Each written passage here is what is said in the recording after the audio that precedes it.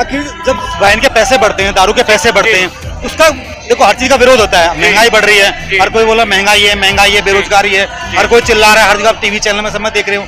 अगर दारू का जब पैसा बढ़ता है तो पीने वाला क्यों नहीं उसका विरोध करता है? नहीं, पीने वाले विरोध नहीं करेंगे ना। क्यों नहीं करता है? उनको मतलब ही नहीं है, उनको तो सिर्फ पीने से मतलब है। कहीं शर्म महसूस होती है? शर्म महसूस होती तो पीते ही नहीं। यदि शर्म महसूस होगी ना तो आपको महंगी आइटम लगेगा तो वो देखेगा मेरी पॉकेट अलाउ कर रही है नहीं, वो खरीदेगा ही नहीं। इसलिए उसको शर्म महसूस नहीं होती। ऐसा तो नहीं पैसा भी दे रहा है, शर्म के मारे बोल भी नहीं रहा है वो? नहीं, ऐसा कुछ नहीं, उनको तो व्यसन करना ही करना है। अच्छा चलो, आप तो ये शराब की बात, क्या आप कनाट प्लेस से मेरा जो इंटरव्यू कर रहे हैं 50 मीटर पे आपको कॉफी हाउस मिलेगा, इस वक्त जाइए, लाइन लगी हुई है। बियर बार लगे, लाइन लगी हुई है। खाने के रेस्टोरेंट लगे, लाइन लगी हुई है। लेकिन क्योंकि सरकार का विरोध करना है, नोटबंदी की लाइन दिखाई दे जाती है, ये लाइन नहीं दिखाई देती। आप शराब के धक्के पे चले जाए, लंबी लंबी लाइन लगी है। तो महंगाई नहीं है, महंगाई है सोच का विषय, सोच की महंगाई है। जी, जो कमा रहा है ना, रुपए की वैल्यू 47 में भी वो थी, आज भी वो ही है। खरीदने वाले आप यदि उसको इससे कंबाइन करेंगे तो आप ये सोचिए कि आज से 10 साल पहले जिस आदमी को 200 रुपए मिलते थे, आज उसको 700 रुपए मिल रहे हैं। सर अब तो नौकरी नहीं है। आपने देखा कि अभी पार्लियामेंट में 2 युवा बढ़ गए, 2 बाहर थे, 4 लोगों ने बहुत उपद्रव मचाया कि हम बेरोजगार हैं, पढ़े लिखे हैं, सब चीज है, नौकरी नहीं है। आप भगत सिंह को उनसे मत जोड़िए। पहले तो मैं आपका ये क्वेश्चन कंडेम करता हूँ। भगत सिंह मेरा समाज का था, मेरा देश का शहीद था, इसलिए मैं उनके खिलाफ ये सब। मैंने नहीं बोला, वो बोल रहे हैं, उन्हीं को कह रहा हूँ, मैं आपके माध्यम से उन्हीं को कह रहा हूँ कि भगत सिंह जी ने ऐसा करते नहीं किया था। उन्होंने बेरोजगारी का रोना नहीं रोआ था, वो सबल परिवार से थे। भगत सिंह जी खुद सबल परिवार से थे, इसलिए उन्होंने उनका ये नहीं था। और आप मेरे को ये बताओ, इंडिया गवर्नमेंट में कौन सी ऐसी नौकरी है जिसमें 42 साल का युवा अपने आप को बेरोजगार साबित करे, वो परीक्षा की तैयारी करे? कौन सी एग्जाम है? मेरे नजर में तो नहीं है। मेरे नजर में युवा पूरा पढ़ रहा है, तैयारी करता है, उसमें नौकरी 6000 होती है, 6 लाख फॉर्म भरे जाते हैं। उसमें मेरे समाज के नीलम चौधरी नाम की लड़की भी है ना, उसकी उम्र 42 साल है, खुद बता रही है, PhD सब होल्डर है। जी। तो वो बेरोजगारी की श्रेणी में कहां से आती है, आप मेरे को बताओ। देखो, जिसको सरकार का विरोध करना है ना, वो सरकार का विरोध करेगा, क्योंकि विरोधी का काम विरोध करना होता है। सरकार का काम अपने तरीके से काम करना। इसलिए मैं तो उनको बेरोजगारी की श्रेणी में नहीं मानता। क्या आज तक कितने बेरोजगार संसद में घुसे हैं, मुझे ये बता दीजिए। पहली बार हुआ ना, पहली बार हुआ। तो वो तो एक बहाना कर रहे हैं कि हम बेरोजगार हैं, और बाकी पार्टियां उनको बेरोजगारी का नाम देके यदि उनको सपोर्ट करें तो मैं तो उनको कंडेम करता हूँ आपके चैनल के माध्यम से। सर एक और रिपोर्ट आई है कि जो हमारे देश की इंफ्रास्ट्रक्चर है बहुत अच्छा ग्रोथ कर रहा है, सब देशों से सब कुछ अच्छा कर रहा है, आगे बढ़ रहा है, रोड बन रहा है, बिल्डिंग बन रही है। पर कहने का रिपोर्ट में ये आया है कि जैसे कि होता है कि इंसान 1000 रुपए जो हम कमा रहे हैं उससे ज्यादा हम खर्चा कर रहे हैं। विदेशी एजेंसी है ना, हाँ। वो सरकार को बदनाम करना चाहती है। अच्छा, हाँ जी, क्योंकि हिंडनबर्ग 10 साल पुरानी कंपनी है और 50 साल पुराने उद्योगपति की फाइलें कंगाल रही है। क्या उचित है? नहीं। आप किसी विदेशी एजेंसी पे कैसे भरोसा कर सकते हैं? हाँ, यदि मेरी विदेश की एजेंसी है तो मैं उस पर भरोसा करूंगा और आपको उत्तर भी अच्छे से दूंगा। अच्छा। तो सर ये जो विपक्ष शोर मचा रहा है पूरा, जो 140 सांसदों को जो निलंबित किया है, उसके ऊपर आप क्या कहोगे सर? मेरा कहना है कि आप एक क्वेश्चन के लिए, सरकार ने बोल दिया संसद में, लोकसभा में सुपर पावर होता है लोकसभा अध्यक्ष, राज्यसभा में सुपर पावर होता है उपराष्ट्रपति, समझ गए? अब जब उन्होंने जांच का आदेश दे दिया और वो कह रहे हैं गृह मंत्री जी को बुलाओ, अब मेरे को आप ये बताइए, मुझे आपके चैनल के माध्यम से मैं उन विपक्ष से पूछना चाहता हूँ, कौन सा ऐसा गृह मंत्री है जो बिना जांच के व्यक्तिगत दे देगा, और देगा तो क्या बोलेगा? आप बताइए। सर जांच पे जांच होती रहती है, बाद में कुछ होता नहीं है। आप समझिए, विपक्ष ये तो कह रहा है जांच पे जांच होती है, बाकी कुछ नहीं होता है। इस जांच में ना जो लोकसभा वाली जांच है ना, इनमें अंतर है, आप ये समझिए। अच्छा। एक यदि बाहरी एजेंसी जो लोकसभा के बाहर कोई काम करते होता है तो उसमें कुछ कैसे कहा जा सकता है, तो उससे इनपुट लिया जा सकता है। लेकिन लोकसभा की कार्रवाई जो जांच हो रही है, वो पहले लोकसभा के अध्यक्ष से अनुमति लेनी पड़ेगी, इसको गृह मंत्री को, कि मैं उस पर कुछ बोलना चाहूंगा, मेरे विपक्षी मेरे से व्यक्तिगत मांग रहे हैं, आप मुझे उस पर बोलने की अनुमति दीजिए। और आपकी जो एजेंसी जिसने आपने आदेशित किया है, क्योंकि वो अंदर का मामला है ना, तो सिर्फ स्पीकर के अंदर का आता है, तो आपने उसमें दिया, उसमें क्या प्रोग्रेस है? तो अभी लोकसभा स्पीकर ने उनको बोलने के लिए नहीं बुलाया, नहीं उन्होंने अनुमति मांगी है अभी, इसलिए बिना जांच के कैसे बोलें? जांच के कुछ नहीं हो सकता, नहीं बोल नहीं सकता ना, राइट नहीं है। बाहर का मैटर अलग बात है, लोकसभा के अंदर का मैटर है। जब 10 लोग चिल्लाते हैं तो सर एक लोग को सोचने को मजबूर होना पड़ता है ना, सोचने के लिए तो बार बार विपक्ष इतना बड़ा चिल्ला रहा है। हाँ चिल्लाया तो उन्होंने कहा ना कि जब भी जांच की रिपोर्ट आ जाएगी 20-15 दिन में हम आपको वक्तव्य देंगे, आप जहां बुलाएंगे वहां वक्तव्य देंगे।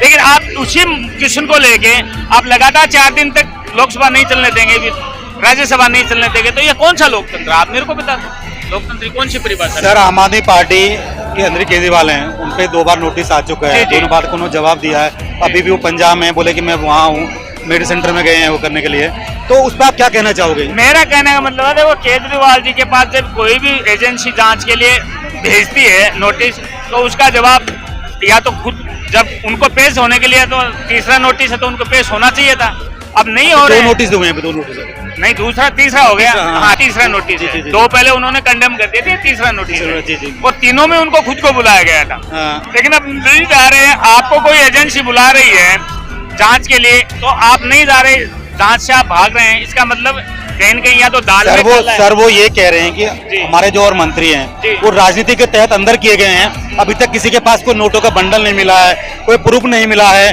खाली बस उनको बेल भी नहीं मिल रही है और उनकी पिटीशन भी नहीं हो पा रहा है। तो खाली ये कि भाई केजरीवाल आगे ना बढ़े, आम आदमी पार्टी आगे ना बढ़े, कि बीजेपी को खतरा है, इसलिए वो बार बार वो कर रहे हैं। नहीं, मैं आपके इस क्वेश्चन से इसलिए सहमत नहीं हूँ कि देश में व्यवस्था अलग है, न्यायपालिका व्यवस्था अलग है। आप समझो, न्यायपालिका की व्यवस्था अलग है, उसमें सरकार का दखल नहीं होता।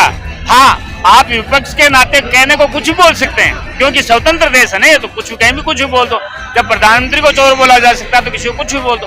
तो मेरा कहने का तात्पर्य ये है कि आप क्या कह रहे हैं वो नहीं, एजेंसी तो सरकार की नहीं है भाई, न्यायपालिका सरकार की थोड़ी है, सरकार को भी कटघरे में खड़ा करती है न्यायपालिका। तो इसलिए यदि आप इस बहाने से कि हमें परेशान किया जा रहा है, न्यायपालिका को कटघरे में कर रहे हैं, ये बात तो उचित नहीं है जी। नहीं, कल भी संजय सिंह की पेशी थी रेवेन्यू कोर्ट में, कल भी उनको वो नहीं मिला है, तो आखिर क्या, जब कुछ मिल नहीं रहा है तो आखिर सरकार ढूंढ क्या रही है? क्या ढूंढ रही है? नहीं रख सकते ना बगैर मिले। कोर्ट में आप अपना प्रूफ रखेंगे तो कोर्ट इतने नहीं है।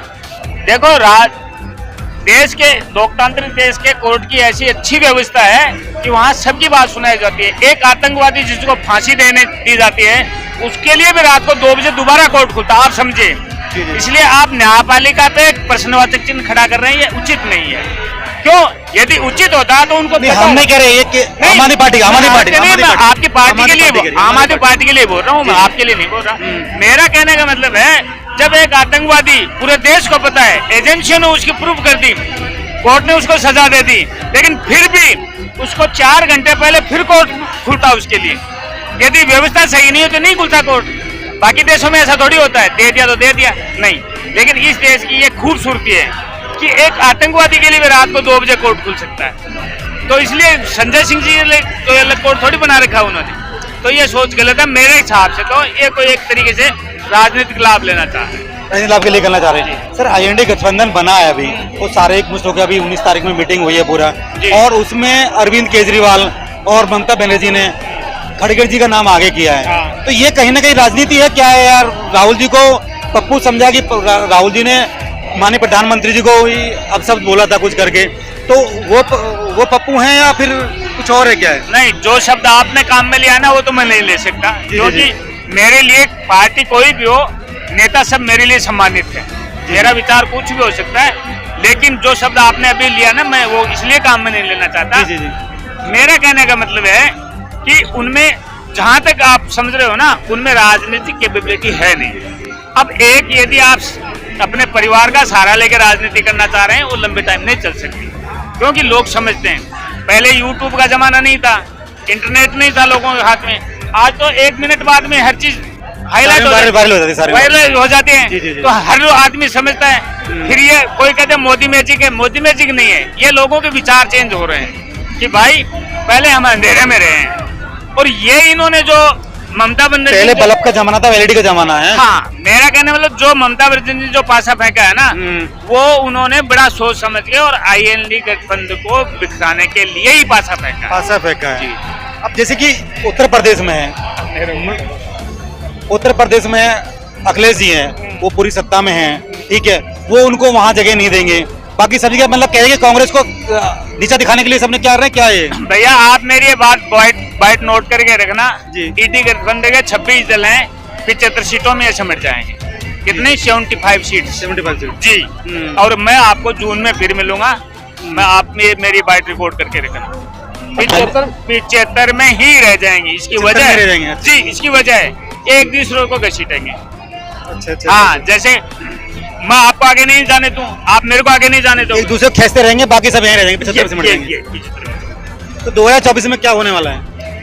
2024 में 415 प्लस सीट लेके मोदी जी प्रधानमंत्री बने। मोदी प्रधानमंत्री बनने पक्का है? 415 सीट प्लस आपका पक्का वादा है? वादा नहीं, मैं तो 43 साल से सर्वे ही कर रहा हूँ सर्वे कर। और मैं किसान भी हूँ, आपको ये बता दूं। अच्छा, किसान भी? हाँ, लेकिन राजनीतिक सर्वे मेरा फैल नहीं हुआ 2 बार केजरीवाल जी को छोड़ के। केजरीवाल जी को सरकार मैंने मानी थी, लेकिन जितनी उन्होंने सीट ली ना वो मेरे मतलब मेजरमेंट से ज्यादा थी। दिल्ली का वोटर उनका कहता है भी केजरीवाल बहुत अच्छे आदमी है, बहुत अच्छा काम किया है, बहुत अच्छा काम किया है। मेरा तो नो कमेंट ही रहेगा। आप सभी का स्वागत है। पूरी खबर देखने के लिए हम उठाएंगे आपकी आवाज। चैनल को सब्सक्राइब करें, लाइक करें, शेयर करें, कमेंट करें, ज्यादा से ज्यादा खबर को शेयर करें, जिससे कि लोगों को अपने एरिया की खबर मिल सके। सभी का धन्यवाद। पाइए सीधा अपने मोबाइल पर